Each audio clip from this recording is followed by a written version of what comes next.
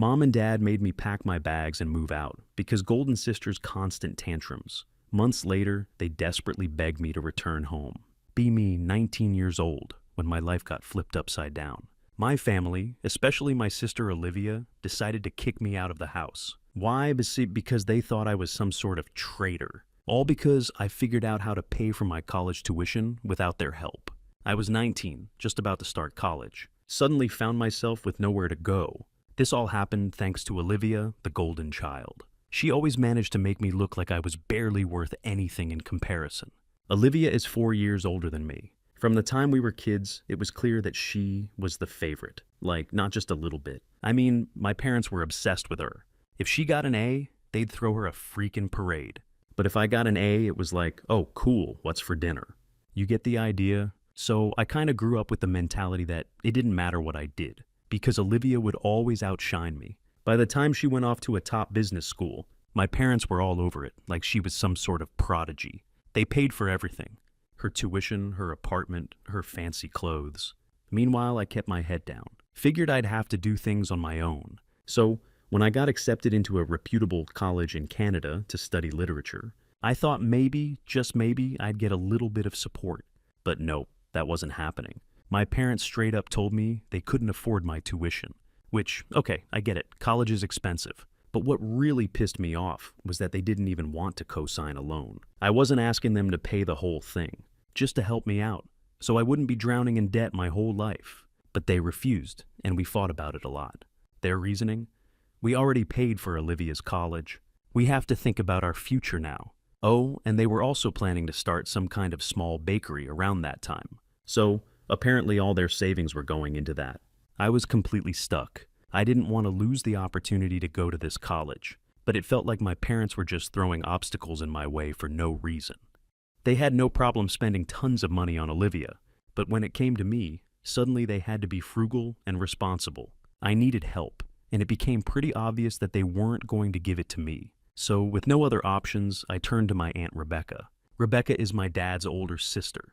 Let me just say she's like the total opposite of my parents. She's a cardiologist and honestly way more successful than either of them. But she's also super down to earth. My parents always had this weird tension with her. They'd act all polite at family gatherings, but I could tell they were bitter about how successful she was compared to them. My dad in particular hated feeling like she overshadowed him. I didn't really want to get her involved at first, but I was desperate.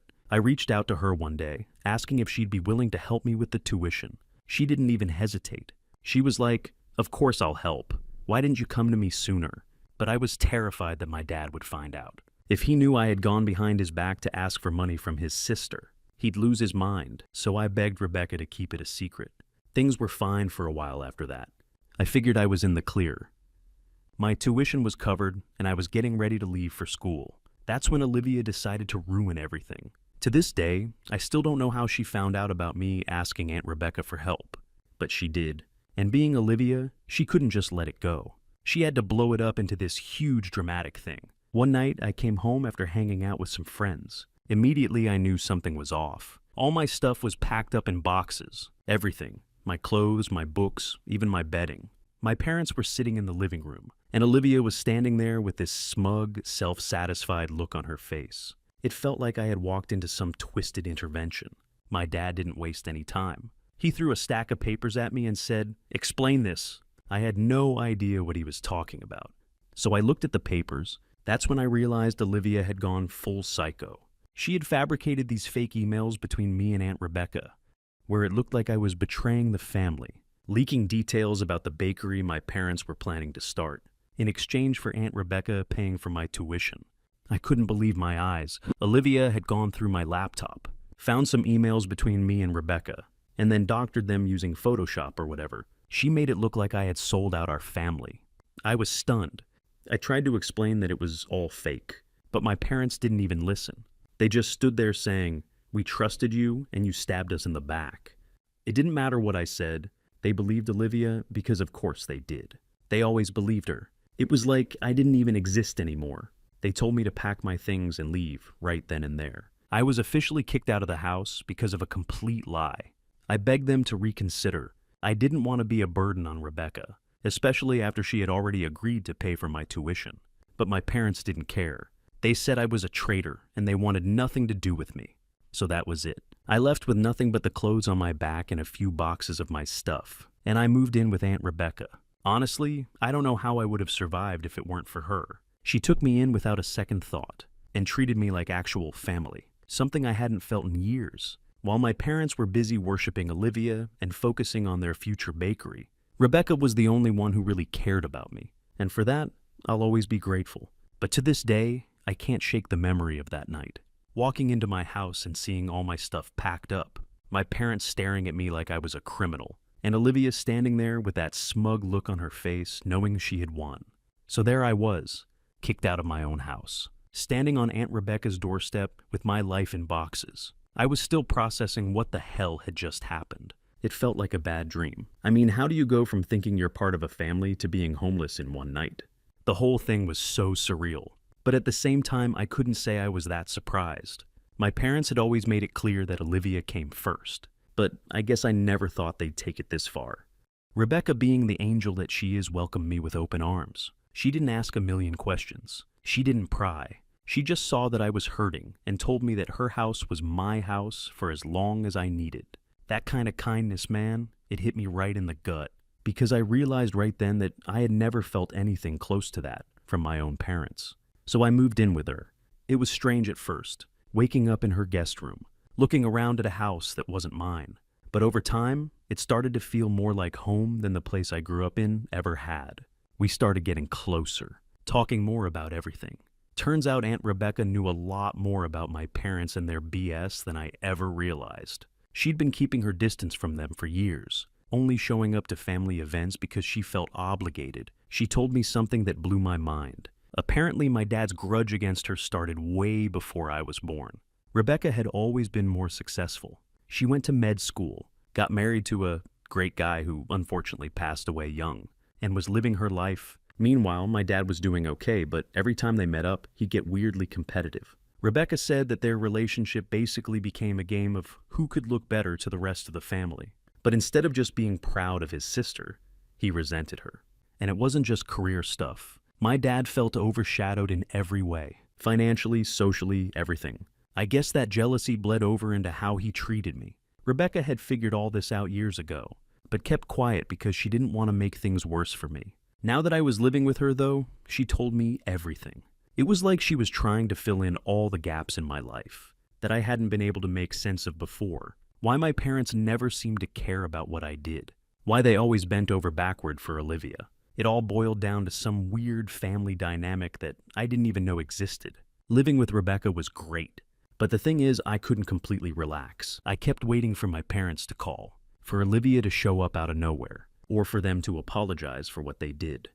But of course, that never happened. Days turned into weeks, and nothing.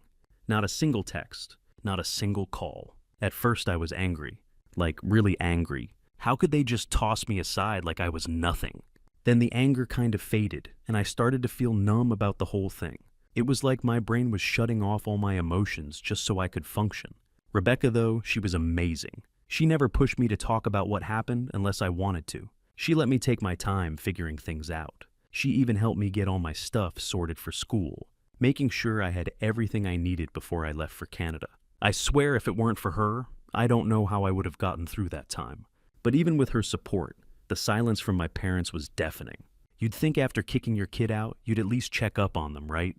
But no, I guess I shouldn't have expected anything different. But I still did. One afternoon, about a month after the whole ordeal, I got a text from Olivia. I remember it so clearly because it was just as obnoxious as she was. All it said was, "Hope you're doing okay. By the way, don't leave your laptop lying around." That was it. No apology, no acknowledgement of what she had done.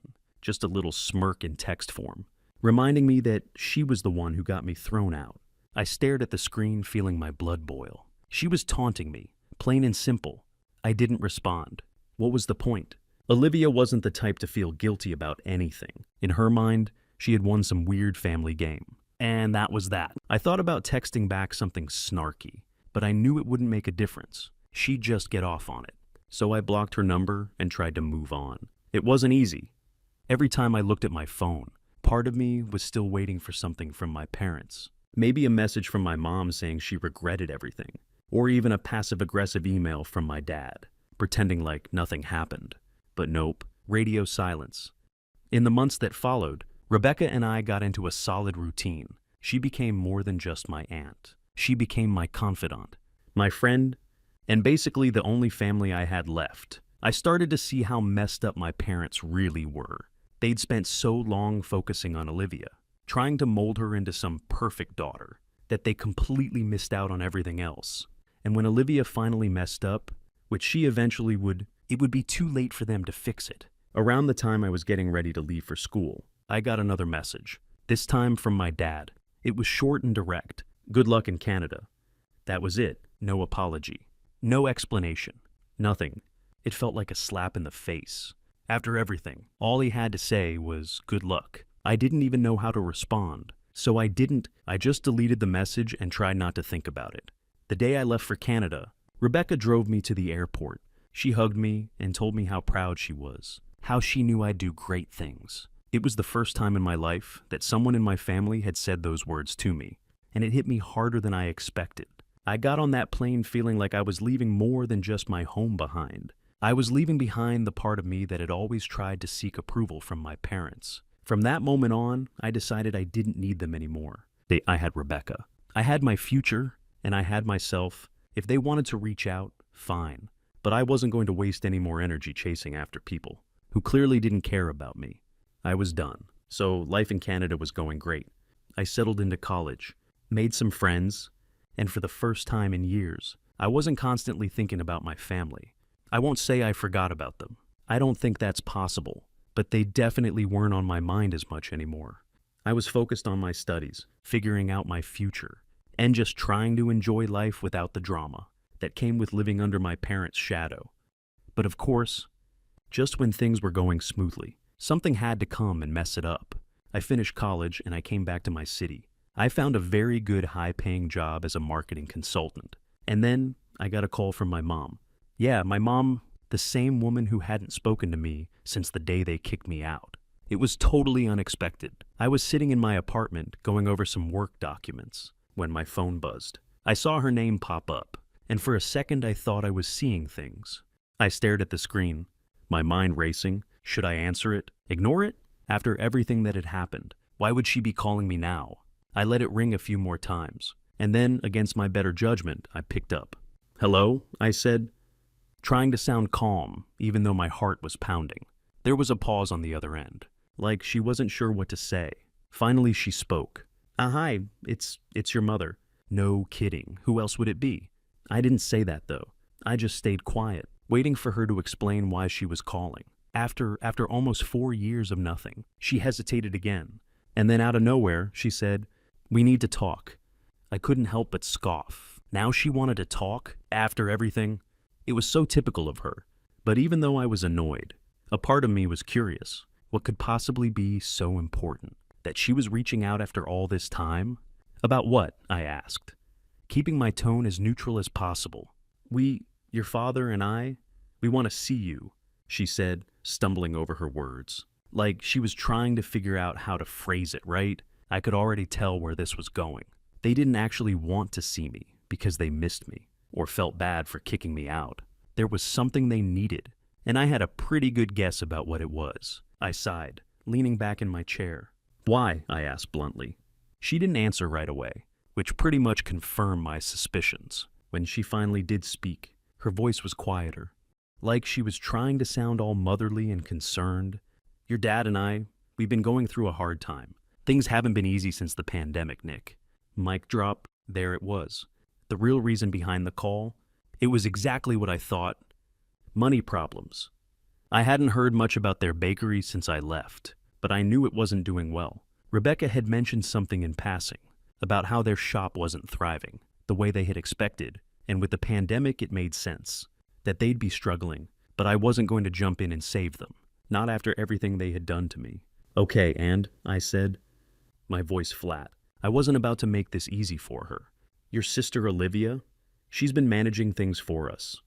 But she started, and that's when I cut her off. Let me guess, I said, already knowing where this was headed. Olivia screwed it all up. There was a long pause on her end, which was answer enough. Of course Olivia had messed it up.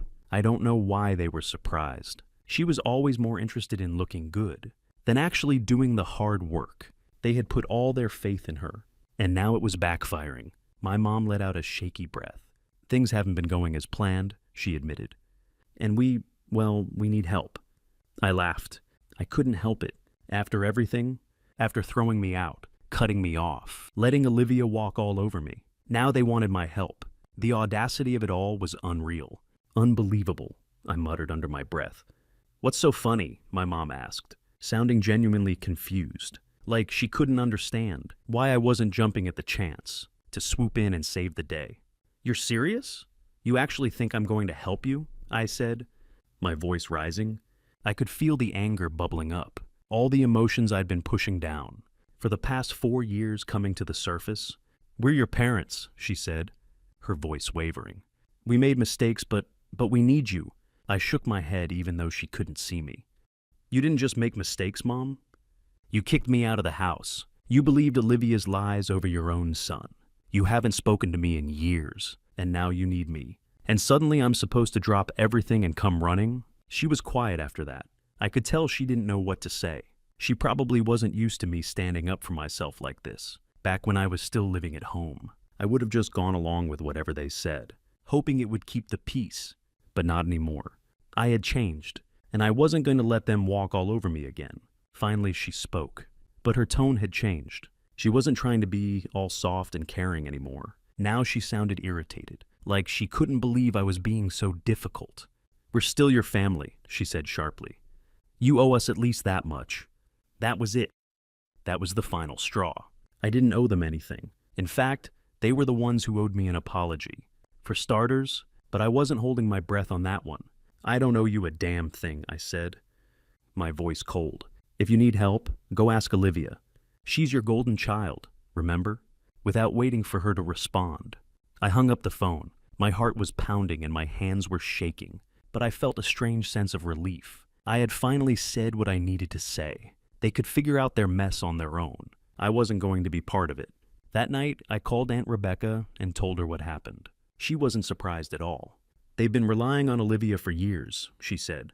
It was only a matter of time before it all caught up to them.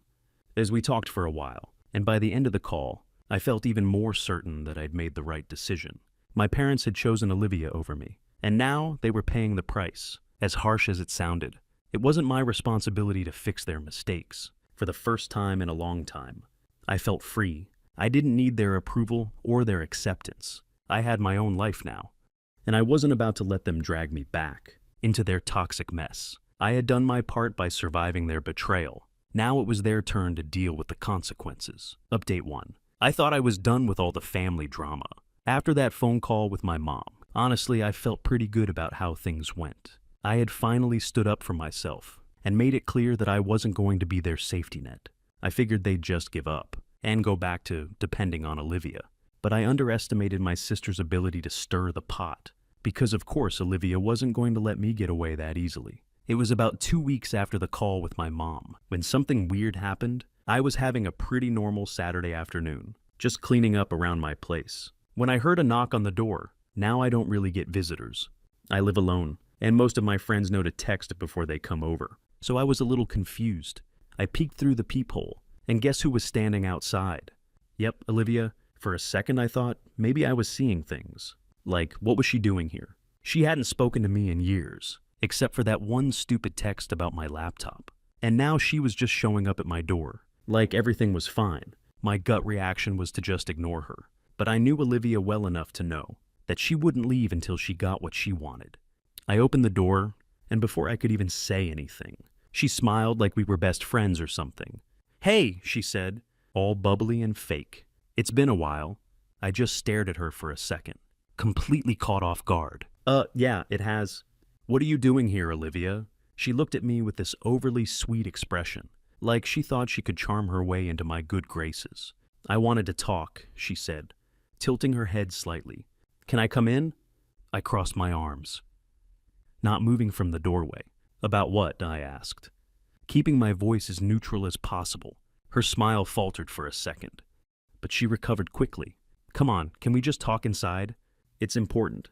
I should have said no. I should have just told her to leave right then and there. But my curiosity got the better of me. I stepped aside and let her in, though I didn't bother making her feel welcome. I didn't offer her a seat, and I didn't ask if she wanted anything to drink. She was lucky I was even letting her into my space. After everything she'd done, she walked in and looked around, like she was taking in the place. "Nice apartment," she said, like she was trying to make small talk. I didn't respond. I wasn't here for pleasantries. "Okay, Olivia," I said. Getting straight to the point, "What do you want?" She sighed dramatically, like she was already exhausted from whatever game she was playing. "Mom told me about your conversation," she said, folding her arms. "She's pretty upset, you know." I raised an eyebrow. "Upset? She kicked me out of the house, Olivia. What exactly does she have to be upset about?"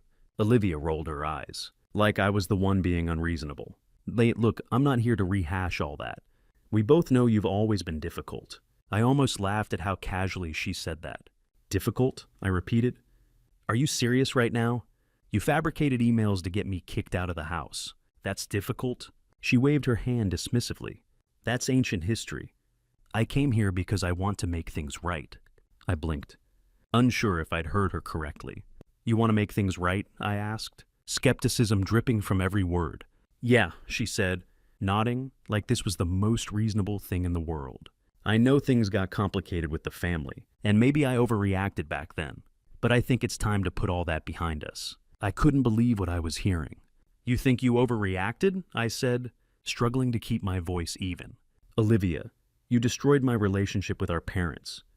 You lied about me, manipulated them, and now you're standing here like none of that matters anymore." Her smile faded a little, and I could see that she was getting frustrated. "I didn't come here to argue, okay?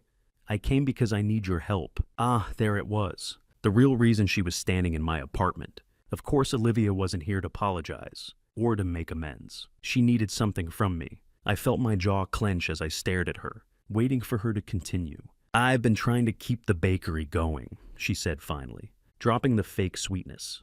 "But it's been really hard. The pandemic hit us pretty badly, and I'm doing everything I can, but it's not enough. Mom and Dad don't want to admit it, but we're on the verge of losing everything." I crossed my arms, not feeling an ounce of sympathy. "So let me guess. You want me to help bail you out?" Olivia shifted uncomfortably. "I'm not asking for a handout," she said defensively. "I just thought we could, I don't know, figure something out together. You're doing well for yourself, right? I figured you'd want to help the family." I couldn't believe her. She was trying to guilt-trip me into saving the family bakery that she had driven into the ground. "You figured wrong," I said flatly. Olivia blinked, clearly not expecting that response. "Wait, what do you mean?" "I mean, I'm not helping you," I said, my voice firm. "Not after everything you did. You ruined my life, Olivia. You turned my own parents against me. And now that you're in trouble, you think I'm just gonna forget all of that and swoop in to save you?" "No." She stared at me dumbfounded. For the first time in her life, Olivia didn't seem to know what to say. "But we're family," she said weakly, her voice losing some of its confidence. I shook my head. "We stopped being family the day you made it your mission to destroy me." Olivia's face went pale. She wasn't used to hearing no, and I could tell she was struggling to process it. After a long, awkward silence, she stood up. "Fine," she said coldly. "If that's how you want it, that's how it's going to be." "You made your choices, Olivia," I said, standing my ground. "Now you have to deal with the consequences." Without another word, she stormed out of the apartment, slamming the door behind her. I stood there for a minute, letting the tension drain out of me. Part of me felt bad, like maybe I was too harsh. But then I remembered everything she'd put me through, and that guilt faded fast. For the first time in years, I felt like I had control over my life. I wasn't living in Olivia's shadow anymore. I wasn't the second choice or the scapegoat. I was finally free from all of it. Update 2. I thought that after Olivia stormed out of my apartment, things would go quiet, like she would finally get the message that I was done with her and the whole family drama. But of course I underestimated just how stubborn she could be. It wasn't even a full week later, when the next wave hit, and this time, it wasn't Olivia knocking on my door. It was both my parents.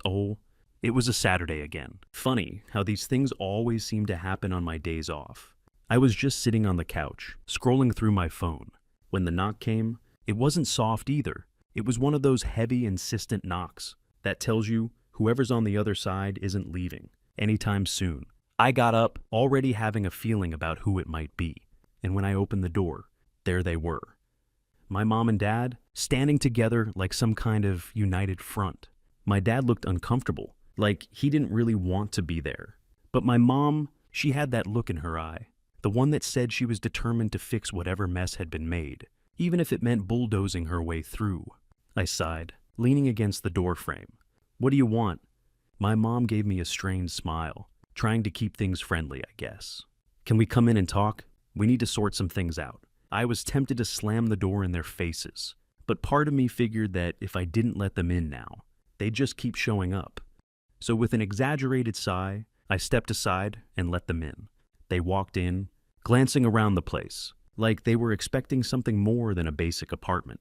My dad stayed quiet, but my mom went straight for the couch, sitting down and patting the seat next to her, like I was some little kid she was trying to console. I'll stand, I said flatly, crossing my arms. All right, she said with a tight smile. Look, we know things have been difficult between us. Difficult? I repeated, raising an eyebrow. That's what you're calling it? My dad finally spoke up, his voice low and gruff. We didn't come here to argue. Then what did you come here for? I asked, not even bothering to hide my frustration, because I'm pretty sure we've already been over everything. Olivia tried, you tried, and I made myself clear. I'm not helping. My mom's smile wavered a little. She probably wasn't used to me talking back like this. That's not why we're here, she said, leaning forward slightly. We're here because we want to apologize. I almost laughed. Apologize? For what exactly? Kicking me out? Believing Olivia's lies? Or was it that you didn't even bother checking in on me for 4 years? All my mom's face tightened, and my dad shifted uncomfortably, looking like he wanted to be anywhere but here. It was clear they weren't expecting me to throw it back in their faces like that. We know we made mistakes, my mom said, her voice quieter now. But we're family, and family has to stick together. I could feel my patience wearing thin. This was just more of the same. Every time something went wrong, they'd pull out the family card, like it was supposed to erase everything that happened. But I wasn't falling for it this time. You guys are only here because you need something from me, I said bluntly. If things hadn't gone south with the bakery, I wouldn't even be hearing from you. Let's not pretend this is about family. There was a moment of silence, and then my dad finally spoke up, his voice rough but more honest than anything. I'd heard from him in years. You're right. That caught me off guard. I blinked, staring at him. What? You're right, he repeated, sighing heavily. We screwed up. We believed Olivia, we pushed you out, and we didn't even think twice about it. And now, well, now things are falling apart. And we're desperate. I didn't know what to say. I wasn't expecting him to actually admit it. My mom, on the other hand, looked like she was trying not to lose her cool. Clearly, she hadn't planned for him to just lay it all out like that. I appreciate the honesty, I said after a long pause. But that doesn't change anything. My mom cut in then, her voice sharper. It doesn't change the fact that we need you, and you owe us, after everything we've done for you. And there it was again, that sense of entitlement. They really believed I owed them something, just because they were my parents. Like all the years of neglect and favoritism didn't matter. And now that they were in trouble, I was supposed to bail them out. I don't owe you anything, I said, my voice cold. Not after the way you treated me.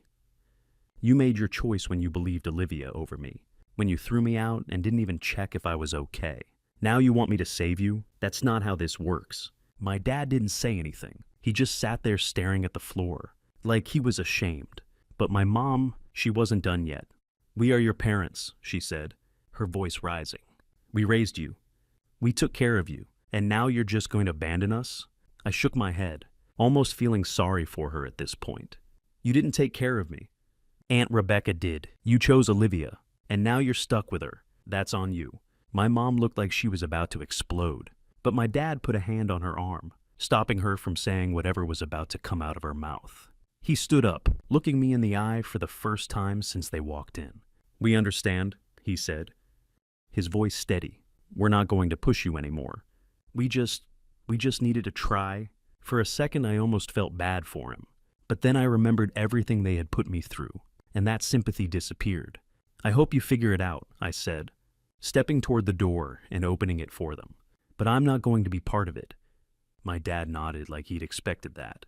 My mom, though, gave me one last look, half angry, half pleading. But when she saw I wasn't budging, she stood up and followed him out. As they left, I closed the door behind them and stood there for a moment, letting the silence settle in. I'd done it. I had finally stood up to them. And for the first time, it felt like I was really free